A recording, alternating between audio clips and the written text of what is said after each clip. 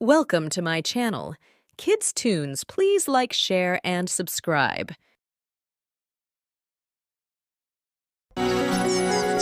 एक गांव में रोहित और शोभित नाम के दो भाई रहते थे।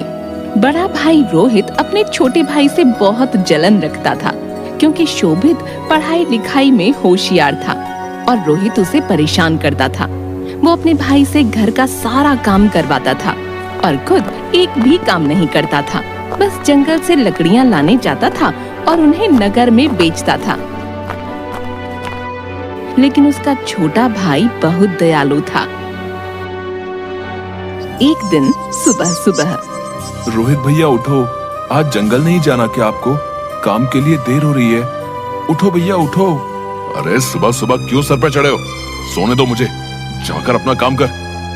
मैं भी सोकर उठूंगा तब जाऊंगा। चल जा यहाँ से। लेकिन भैया मुझे खाना बनाना है और लकड़ियां खत्म हो गई हैं।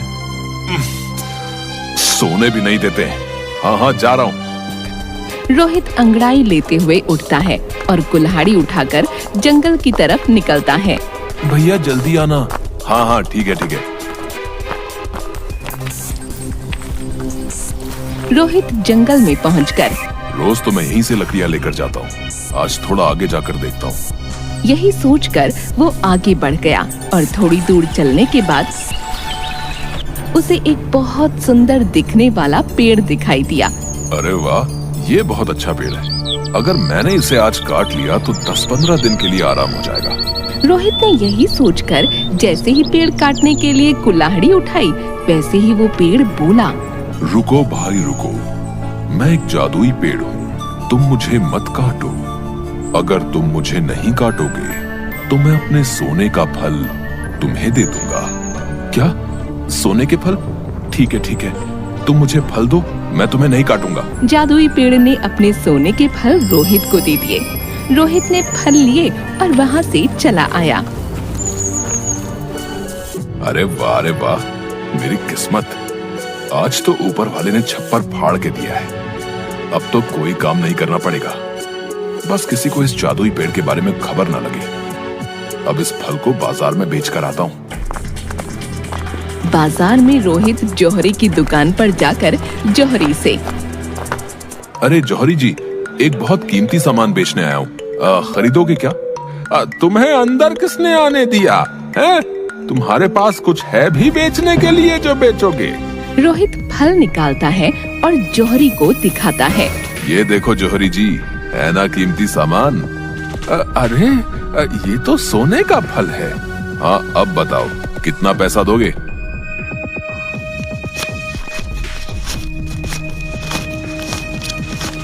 ये लो 15,000 और लाओ ये सोने का फल मुझे दे दो। रोहित जौहरी को वो फल देकर पैसे ले लेता है और घर आ जाता है।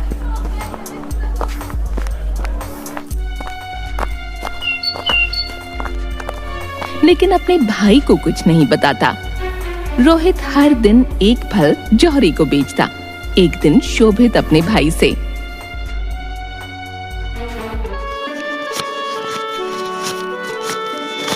भैया मुझे कुछ पैसों की जरूरत है, स्कूल की फीस देनी है। क्या पैसों की जरूरत? कोई पैसे नहीं है मेरे पास। मेरे पास क्या पैसों का पेड़ लगा हुआ है जो आ जाते हो पैसे मांगने? खुद काम करो और कमाओ। भैया अपनी फीस के लिए मांग रहा हूँ, आप तो हर रोज इतनी फिजूल खर्ची करते रहते हो। फिजूल खर्ची करता हूँ मैं? हैं? बहुत जुबान चलने लगी है तेरी, हैं? भाग यहाँ से, भाग। और इस तरह से रोहित शोभित की पिटाई करता है और उसे पैसे नहीं देता। एक दिन रोहित के सारे फल खत्म हो जाते हैं। अब तो सारे फल खत्म हो गए हैं, अब मैं क्या करूँगा? एक काम करता हूँ, मैं फिर से उस जादुई पेड़ के पास जाता हूँ। रोहित उस पेड़ के पास जाता है और उसे धमकाने लगता है। सुनो जादुई पेड़, अगर तुमने मुझे अपने सारे फल नहीं दिए तो मैं तुम्हारी सारी शाखाएं काट दूंगा। अरे मैंने तुम्हें अपने सारे सोने के फल दे दिए और तुम ऐसा कर रहे हो? नहीं, तुम ऐसा कैसे कर सकते हो? ठीक है, मैं नहीं काटूंगा, इसके बदले में दोगे मुझे अपने सारे फल, बताओ। रोहित की ये बात सुनकर जादुई पेड़ को गुस्सा आ गया और उसने अपने पेड़ से रोहित के ऊपर ढेर सारी सुइयों की बारिश कर दी।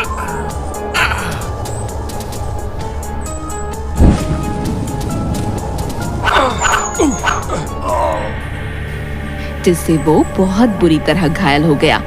अरे अरे, ये क्या कर रहे हो?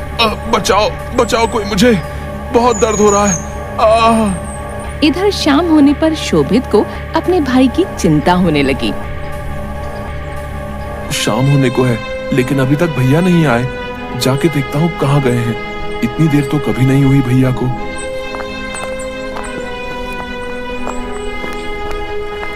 शोभित अपने भाई को ढूंढने के लिए जंगल की तरफ जाने लगता है, लेकिन उसे उसका भाई कहीं नहीं मिलता, जिसे देख वो बहुत परेशान हो जाता है और जंगल की तरफ आगे बढ़ने लगता है। बहुत दूर चलने के बाद उसे एक आवाज, कोई बचाओ मुझे, सुनाई दी। लगता है उधर कोई है। शोभित उसी तरफ जाने लगा जहाँ से उसे आवाज आती है और जाकर देखता है कि उसका भाई घायल हालत में पड़ा है। अपने भाई की ऐसी हालत देख शोभित रोने लगता है और रोते रोते कहता है, भैया आप परेशान मत हो, मैं अभी आपके शरीर से ये सारी सुइयां निकाल देता हूँ। लेकिन ये सब हुआ कैसे? तुम मुझे क्यों बचाना चाहते हो? मैंने तो तुम्हें बहुत परेशान किया है। जाओ यहाँ से, मुझे मेरी लालच की वजह से ये सजा मिली है। नहीं भैया, मैं आपको ऐसे छोड़कर नहीं जाऊंगा। आप मुझे परेशान करते हो तो क्या हुआ, आप मेरे भाई हो और मैं आपको बहुत प्यार करता हूँ। लेकिन कुछ नहीं, आप शांत रहो। शोभित अपने भाई के शरीर से सारी सुइयां निकालता है।